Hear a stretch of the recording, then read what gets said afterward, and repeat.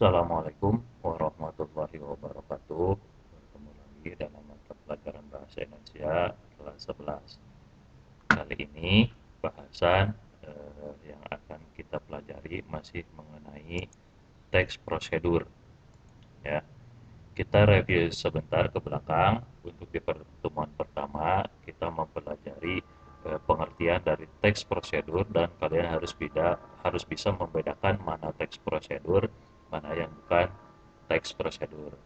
Terus di pertemuan kedua kalian mempelajari dari struktur teks prosedur.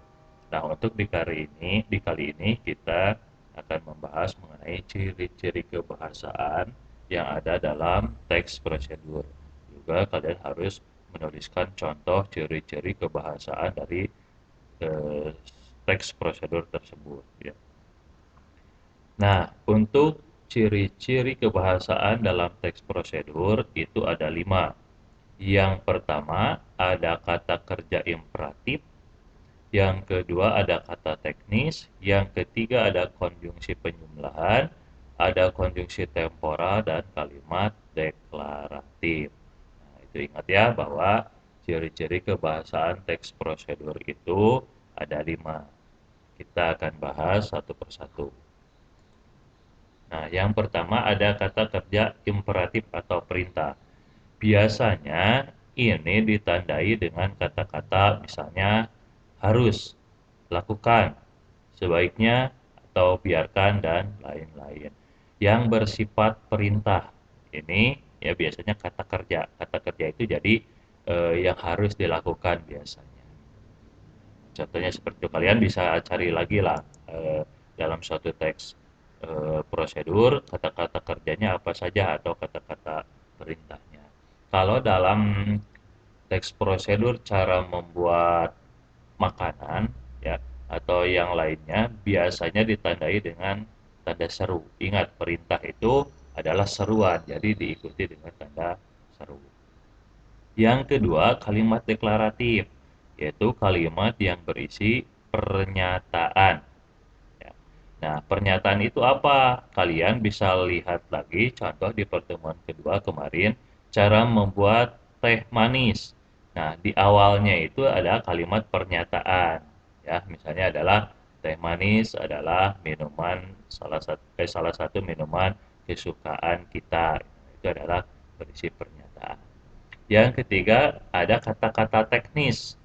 Kata-kata teknis di sini maksudnya adalah kata-kata yang khusus biasanya digunakan dalam konteks membuat apa gitu. Di sini contohnya dalam membuat teh manis. Tentu ada kata-kata khusus dalam membuat teh manis di situ. Misalnya ada teh, ada gula, ada air, dan lain-lain.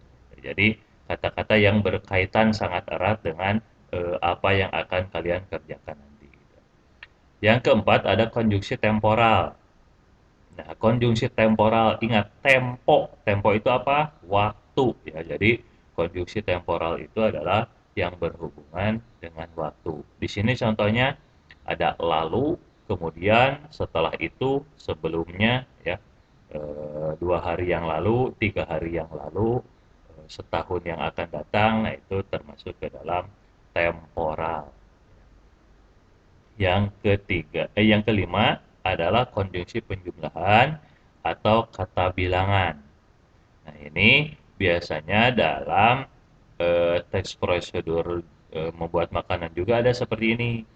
Pertama, apa, kedua, dan ketiga. Jadi dalam bagian-bagian paragrafnya itu biasanya menggunakan dalam penyusunan-penyusunan kegiatannya itu menggunakan konjungsi penjumlahan. Langkah-langkah yang pertama, langkah yang kedua, dan langkah yang ketiga itu apa yang harus dilakukan.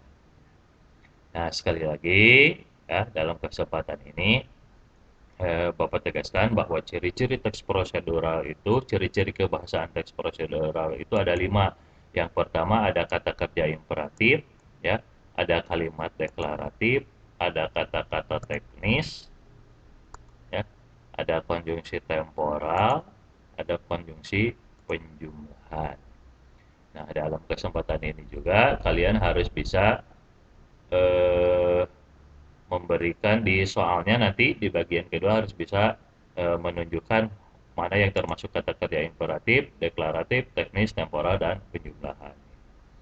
Itu saja untuk pertemuan hari ini. Bapak harapkan kalian juga mencatat dari materi yang ada dalam PowerPoint ini. Sekian, Assalamualaikum warahmatullahi wabarakatuh.